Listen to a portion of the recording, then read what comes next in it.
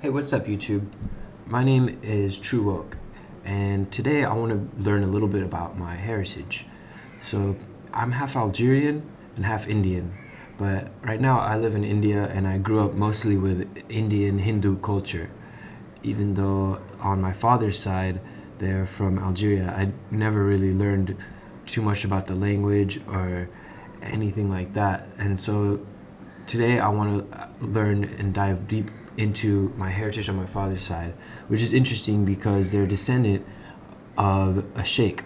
And so I just found this out fairly recently and I wanted to learn more about it. So I'll tell you a little bit about that. So basically, um, my great great grandfather was a person named Cheikh Mokrani.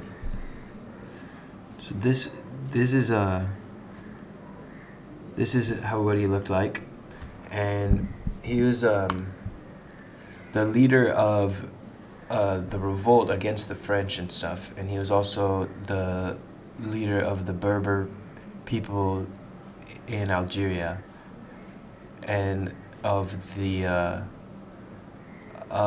kingdom of Beni Abbas. So he was basically like the king of this, which is pretty cool that I found out that I have ancestors that were royalty. And so basically this goes back to like about the 1800s. So it's my grandfather's grandfather is who the sheikh is.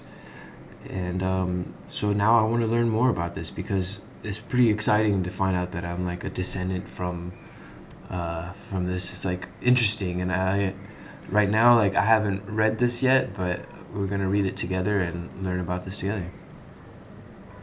So the kingdom of Beni Abbas was a kingdom in North Africa, and it was mostly situated between Algiers and Constantine, where I still have a lot of family living there today. Um, Basically, let's see. This capital is called Kala of Ait Abbas, which was the citadel in the Biban mountain range.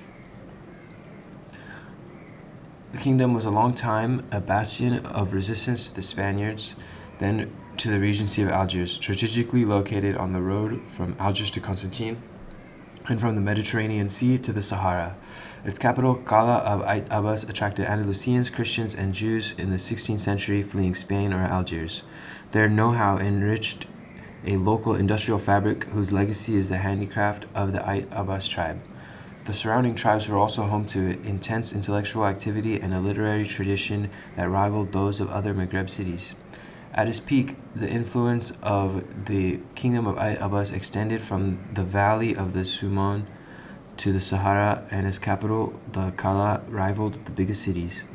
In the 17th century, its chiefs took the title of Sheikh of the Medjana, but were still described as sultans or kings of the Beni Abbas. At the end of the 18th century, the kingdom led by the Mokrani family, a Mokran, dope, see that's my great-great-grandpa, broke up into several clans, some of which became vassals of the Regency of Algiers.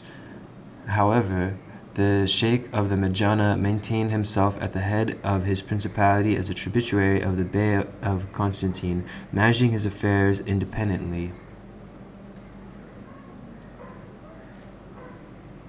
Interesting. So, my father was born in Constantine, and his family moved to France when he was young.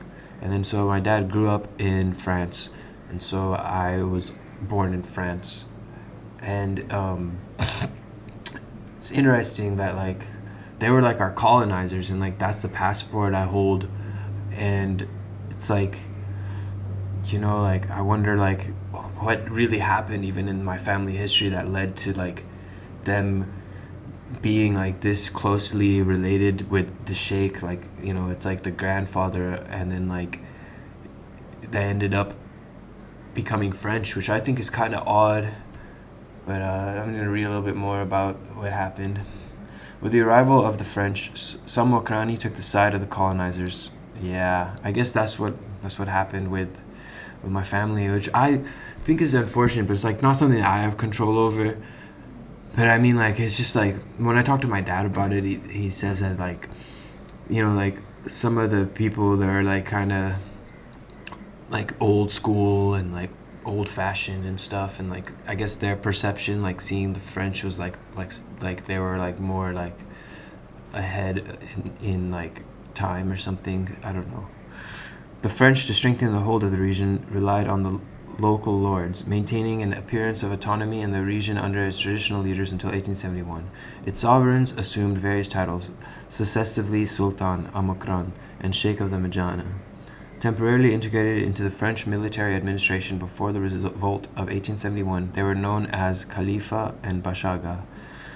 The defeat of 1871 marked the end of the political rule of the Mokrani with the surrender of the Kala to the French.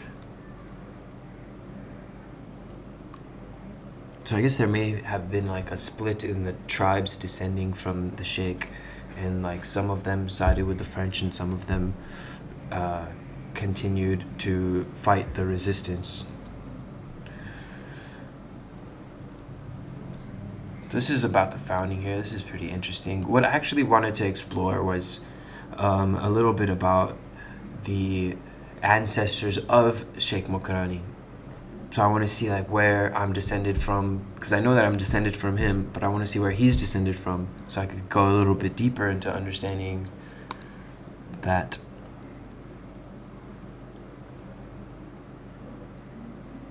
Interesting. This is cool. Okay. This is exactly what I was looking for. So this is showing a family tree in a sense. Extract de l'arbre is like a, that's what, a family tree basically, is that what that means? And then Abdurrahman bin Hamad, the emir died. He was like the leader then in 1500, and then he was followed by the sultan, whose name it's hard to make out the text, and this is kind of like blurry. He died 10 years later, and then it was also followed by Sultan Abdulaziz, and then Sultan Ahmed al-Mokran. So they had the same name for a while. The reason my last name is different is because Mokrani had a daughter, and she was like the queen, or like the princess, I mean. And then so she married another nobleman, who is my great-grandfather, who married the princess of Mokran. So she had the last name Mokran, but she married into his family, and so then the last name changed at that point for us.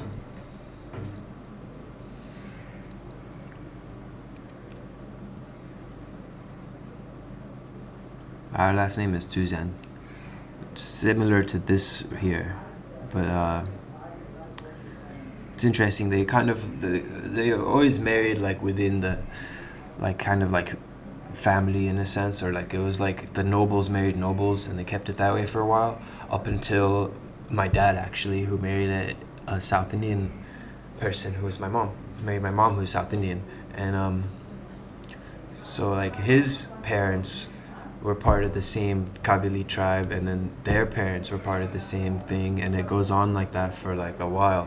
It's interesting how like now it's like it's all different, and it's like similar thing with my mom's family, where like they were like strictly Indian for like generations and generations, but with my mom, since her father passed away when she was young, her family kind of like went through like all sorts of different changes and stuff. They had to convert to Christianity, for example, when she was young, and then because they don't accept widows that much in the Hindu culture, in the Brahmin Hindu culture, and that's kind of changing now. That was like back in the day. It was like kind of like a curse or something weird like that. So they had to become Christians because they weren't accepted anymore, and so everyone in my mom's family pretty much also married outside of their race and stuff.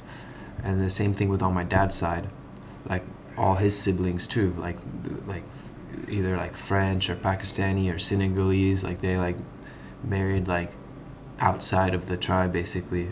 Like my dad married an Indian person, and then with my mom's family it was like more like a religion thing. It was like a Christian or like a Muslim or stuff like that. So it's interesting how like in this last like 50 years, how the family trees of a lot of families is becoming more like integrated and diverse, and it's not just like within their own tribes anymore. Everyone's like intermixing with each other. This is cool. I want to try to trace this back as far back as I could. So, Abdurrahman. So, the earliest name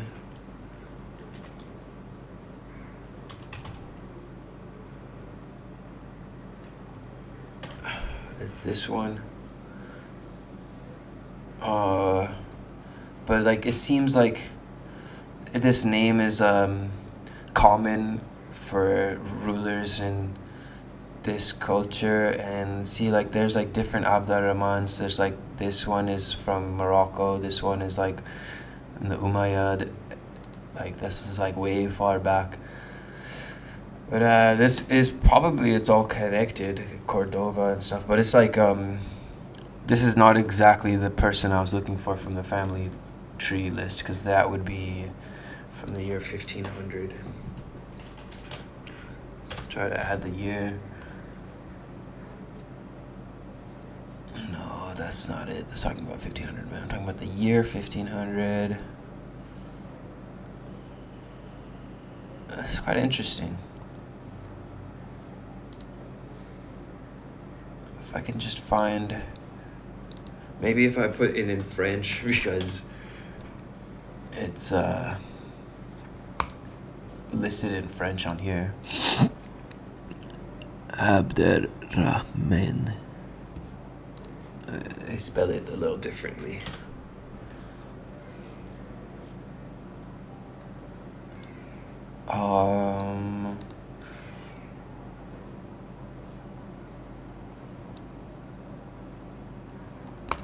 Kabylie Ahmad.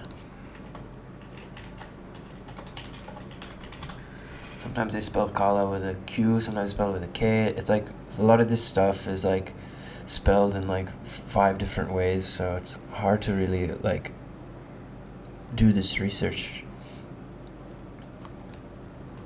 Interesting. Let's try it with a K.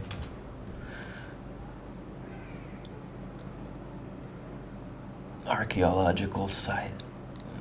Let's look at this. Capital of Hamadid Emirs. Founded in 1007 and demolished in 1152. Provide an authentic picture of a fortified Muslim city. The mosque, whose prayer room has 13 aisles with 8 bays, is one of the largest in Algeria. So this is significant to my family. I should try to visit this one time in my life. It's interesting. This is like where I could trace it back to this, basically.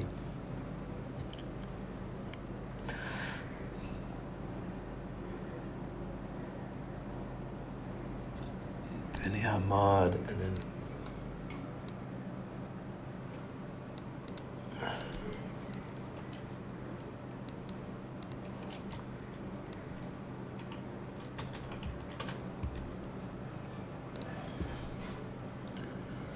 this is another place that's significant there in Algeria. This is all really interesting stuff. I want to travel, and maybe like if I can get the plane ticket and stuff, I can continue this. This is just like me, just, you know, freestyling basically and improvising this. There's no editing in this video. It's like almost like a stream of thought.